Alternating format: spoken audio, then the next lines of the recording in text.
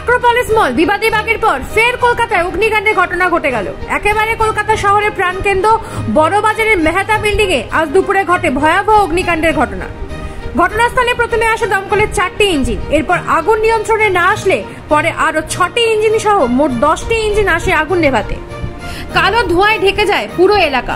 বড়বাজার অঞ্চল এমনিতে খুব ঘিঞ্জি এলাকা, প্রচুর দাহ্য পদার্থ এই অঞ্চলে মজুদ থাকে। এই কারণে ঘন জনবসতিপূর্ণ এলাকা হওয়ায় আগুন নেভাতে যথেষ্ট বেগ পেতে হয় দমকল কর্মীদের। প্রত্যক্ষদর্শীদের মতে মেহতা বিল্ডিং এর যে ফ্লোরে আগুন লাগে সেখানে কোনো কেমিক্যালের গোডাউন থাকতে পারে বলে তারা মনে করেছেন।